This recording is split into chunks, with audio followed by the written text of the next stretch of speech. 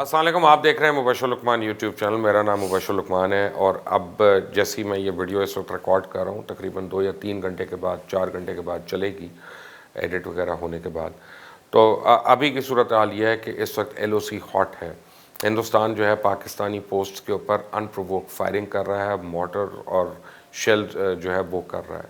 उसका जवाब भी दिया जा रहा है, लेकिन fact of the matter is कि अब हालात ये हो गए हैं कि हर आदमी जो मुझे सड़क पे मिलता है वो कहता है कि ये इनको सबक सिखाना चाहिए। इनका जब दिल करता है ये हमारे ऊपर अपना फायरिंग करते हैं, हमारे जवान जाम शहादत नोश करते हैं, हमारे अफसर जो हैं वहाँ पे जानों का नजराना देते हैं और हम लोग आराम से बैठ के यहाँ पे तकरीरें करते रहते हैं कि ये होना चाहिए तो ये होना चाहिए, तो बजट क्या, तो बजट नहीं है। और लोगों की ये डिमांड है कि एक दफ़ा अब फ़ौज को फुल टाइम इक्विप किया जाए, उनको पूरी तरह उनको बजट दिया जाए। हम अपना पेट काटेंगे, हम अपने घास खा लेंगे, लेकिन अपनी अफवाज को मजबूत करें ताकि हिंदुस्तान को भरपूर जवाब दिया जाए। साबिर शाह साहब मेरे साथ हैं इस वक्त मौजूद। साबिर साहब, जब से ये करतारपुर बना है ना, और इससे पहले भी बल्कि मैं देख रहा था उसके बनने के दौरान, पहले तो उनको यकीन नहीं था कि इतनी जल्दी बन जाएगा। अब जब से ये बना है, हिंदुस्तान रोज़ की हमारे ऊपर जो है ना ये हमले कर रहा है। मुबशर साहब, करतारपुर एक मास्टर स्ट्रोक पाकिस्तान आर्मी की जानिब से, इमरान खान की जानिब से, जितना भी रोल है इमरान खान का, नहीं बहुत रोल है इसका ये इतना ही ये आप यहाँ पे मियाँ साहब को लगा देते, मैं देखता किस नहीं, वो तो होना ही नहीं था। हाँ। इतना खूबसूरत मूव है कि देखिए मशरकी पंजाब में सिखों की मूवमेंट बहुत आला जा रही थी जब वो भिंडरावाला मारा गया 1984 में, और वो सारा। एक मिनट, मैंने रोकना है आपको यहाँ पे। हम भिंडरावाला नहीं कहते, मैं उनकी बड़ी इज्जत करता हूँ, संत जरनैल सिंह भिंडरवाले। हाँ, मैं उनके दिल से इज्जत करता हूँ। जिस आदमी ने 29 साल की उम्र में अपनी जान दे दी और भागा नहीं, जिसको मौका मिला भागने का, लेकिन वो डटा रहा और अपने यानी इबादत गाह की हिफाजत के लिए, तो सलाम है। इबादत गाह की पोजीशन ये है कि मैं जब गोल्डन टेम्पल गया अमृतसर और उन्होंने हमारे पाँव वगैरह धुलवाए, एक नाली सी बनी हुई थी, उसके बाद देखे छोटा सा गेट है और राइट साइड पे दाएं हाथ आपके वो दीवार है, छोटी सी जगह है जहाँ पे जरनैल सिंह भिंडरावाला ने अपने साथियों समेत जान दी और इंडियन टैंक अंदर घुसे। उसके बाद आपको पता है कि इंदिरा गांधी का operation blue star Indira Gandhi का कत्ल भी हुआ, और ये रॉ का बहुत बड़ा ब्लंडर था, बहुत बड़ी गलती, ये इंटेलिजेंस फेलियर था।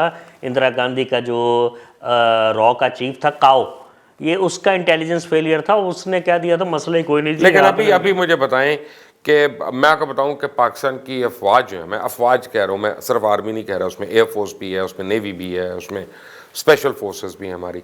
ये बड़े बैटल हार्डन्ड है। पिछले 12 साल से ये जिस दुश्मन के खिलाफ लड़ रहे हैं ना, वो इनके सरों से फुटबॉल खेलता था, उसको इन्होंने नाकों चने चुबवाई और नीस्तो नाबूद कर दिया पकड़ के। इंडियन आर्मी की बड़ी खाम ख्याली है कि वो इस फौज से लड़ सकती है। तो आप दुरुस्त फरमा रहे हैं, हम सिर्फ इंडियन फौज से तो लड़ ही नहीं रहे, इंडियन फौज के साथ जो छुपे हुए हमारे मजीद दुश्मन हैं, जिसमें इसराइल भी है। मैं क्या कर लिया, अभी लंदन यहाँ फेंक के गए, दूसरा अपना गिरवा दिया, हेलीकॉप्टर वहाँ शूट करा दिया, पाकिस्तान एयरफोर्स ने बरहना करके भेजा उनको वापस। बहुत सारी मगरबी ताकतों का जो किरदार है वो भी आपके सामने है, अमेरिका बहादुर का जो दोगला किरदार है वो भी आपके सामने है। ये भी ताकतें जो है वो इंडिया को, लेकिन हमारे अंदर भी तो लोग मौजूद हैं यार ऐसे। ये मैं आपसे बात करना चाह रहा हूँ कि जनरल कमर जवेद बाजवा साहब 2380 किलोमीटर लंबी बाढ़ तो लगा रहे हैं, बहुत फर्क पड़ेगा उससे। जमीन आसमान का फर्क। एक बात तो ये है मुबशर साहब, उससे बहुत फर्क पड़ेगा।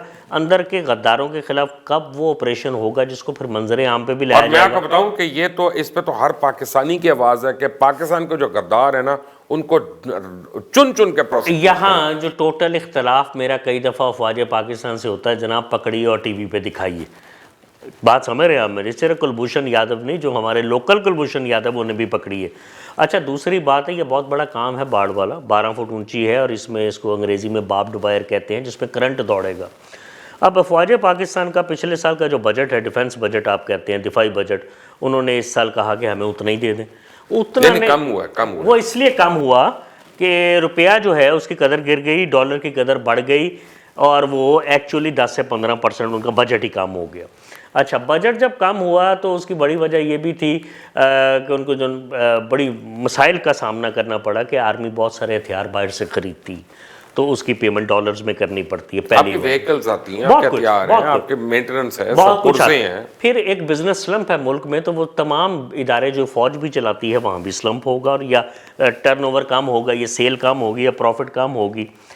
बहुत मेहनत की है इस फौज ने, सिर्फ एक आर्मी चीफ को क्रेडिट देना मुनासिब नहीं होगा। मैं जनरल मुशर्रफ के दौर से शुरू करता हूँ, बल्कि पहले वालों का वो भी। देखें देखें जनरल असलम बेग ने अल खालिद टैंक बनाया था, कुछ छोटी अचीवमेंट नहीं है। SPTI जो है उनकी बहुत ज़्यादा अचीवमेंट। जो गंद जनरल ज़ियाउल हक ने डाल दिया था अपने रुफ़क़ाए कार के साथ मिल के सोवियत यूनियन को ब्लॉक करने के चक्कर में, यहाँ हेरोइन भी आई, क्लाशनकोव भी आई, उसके बाद 25 लाख अफगानी भी आए जिन्होंने स्वाय यहाँ आके ट्रांसपोर्ट पे कारोबार पे कब्जा किया, सूद की मार्केट पे लाई। अब भी एक आम पाकिस्तानी कहता है इनको सबक सिखाओ इंडियंस को। देखें मुबशर था, दो बातें, बात आपके साथ खुल के होगी, वो TV पे हो या YouTube पे हो।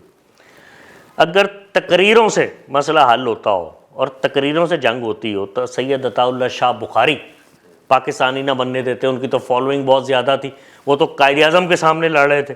और आपको पता है ये मज़हब कितना बड़ा कार्ड होता है।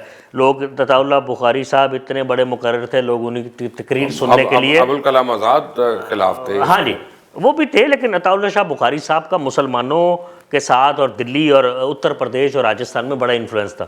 लेकिन कायद-ए-आज़म ने अपने किरदार से तनहा पाकिस्तान बनाया, क्योंकि इलामा इकबाल भी फौत हो चुके थे, मौलाना मोहम्मद अली जौहर भी फौत हो गए थे। अब भी की बात करें तो अभी मैं ये कह रहा हूँ कि जनाब जंग हौसले से लड़ी जाएगी, हौसला अफवाज पाकिस्तान में बहुत है, लेकिन जंग कौमें लड़ती हैं, अवाम की सपोर्ट चाहिए। मैं आपको एक बात बताऊं कि फौज जरूर फ्रंट लाइन पे है, लेकिन जंग कौम को लड़ना पड़ती है। मैं उम्मीद से कह रहा हूँ आपको कि कौम उनके साथ है, लेकिन कौम को थोड़ा सा नींद में है, कौम को थोड़ा सा और बेदार करने कौम की को जरूरत। बताएं ना।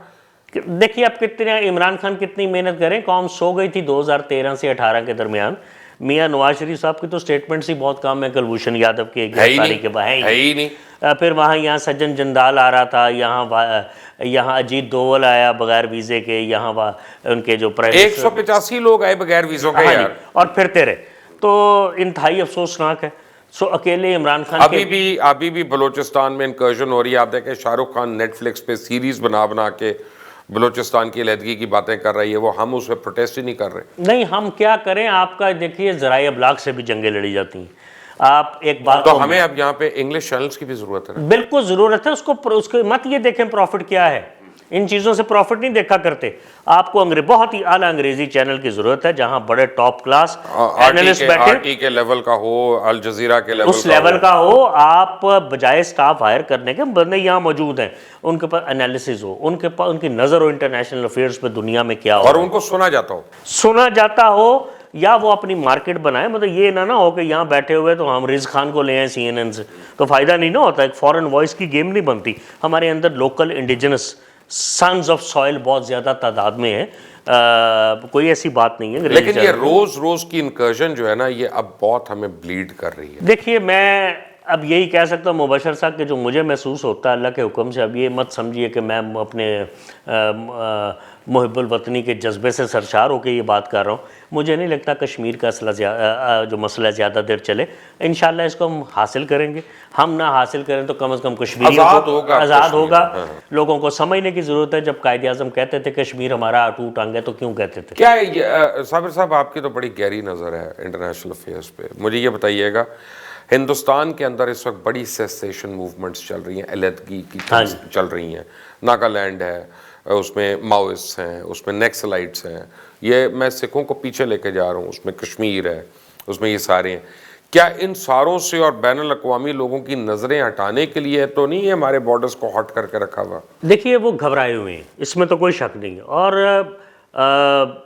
मैं बहैसियत पाकिस्तानी नहीं, मैं एक न्यूट्रल और इंडिपेंडेंट एनालिस्ट के तौर पे आपसे बात करता हूँ कि अगर पाकिस्तानी फ़ौज शरारत कर रही होती, अगर वहाँ पैसा इन्वेस्ट कर रही होती असम में या नागालैंड में या छत्तीसगढ़ में, कब का आज़ाद हो गया होता? हम कर ही कुछ नहीं रहे। ये इनकी अपनी अलहदगी की तहरीक और उनकी अपनी गवर्नेंस है जिसकी वजह से ये हाल है। हिंदुत्व की जो मूवमेंट है उसने उड़ा दिया। बशर साहब जब तहरीक शुरू हो ना, तो या तो दबाई जाती है तो या दबाई नहीं जाती, दो चीज़ें हैं। ये नहीं होता कि आप लोगों के ज़हन बदल लेते हैं। आपने उस दिन आपने वीडियो की नागालैंड की, तो आपने बताया कि 66% तो ईसाई हैं। इंडिया का करतूत ये है कि मुसलमान तो आप छोड़ें, ईसाइयों के साथ जो कुछ इन्होंने किया।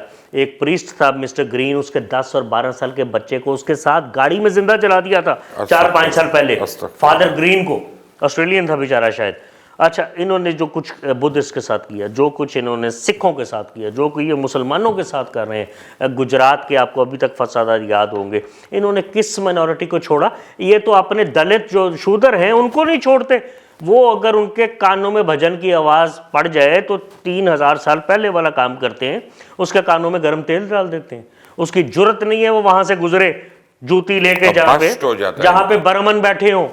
ये तो अपनों को नहीं छोड़ते। ये ज़ात पात में घिरी हुई ये इंतहाई दकियानूसी कौम है। आप इनके टेलीविज़न चैनल देखें, एक उनको एज है कि अव्वल तो उनके जो हिंदी चैनल है उस पर भी अंग्रेज़ी बोली जाती है, हमें तो मना करते हैं अंग्रेज़ी ना बोलें। उनके पास अंग्रेज़ी चैनल भी बहुत आला हैं, उनकी आवाज़ बाहर सुनी जाती है। अगर रोज़ ही आप एक बात करेंगे वो सुनी जाएगी।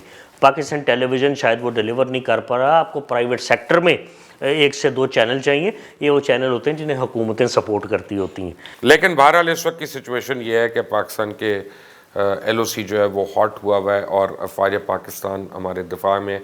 हम यहाँ पे इतने कंफर्टेबल कमरे में स्टूडियो में इसलिए बैठे हुए हैं और आप अपने घर में बैठ के अपने फ़ोन पे इसलिए सुन रहे हैं कि हमारा डिफेंस जो है बड़े केपेबल हाथों में है।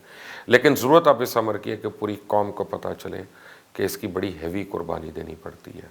क्या आप और हम अब पाकिस्तान की सालमियत के लिए वो कुर्बानी देने को तैयार हैं? क्या हम हर उस चीज़ का बॉयकॉट कर सकते हैं जिसके नाम के ऊपर हिंदुस्तान हो? क्या हम वहाँ से साड़ियाँ मंगाना, पान पराग मंगाना और ये चीज़ें जो हैं इनको मना कर सकते हैं? ये अब हमें फैसला करना है। इस चैनल को ज़रूर सब्सक्राइब करिएगा और बेल आइकॉन को प्रेस करिएगा। अंटिल द नेक्स्ट टाइम, अल्लाह हाफ़िज़।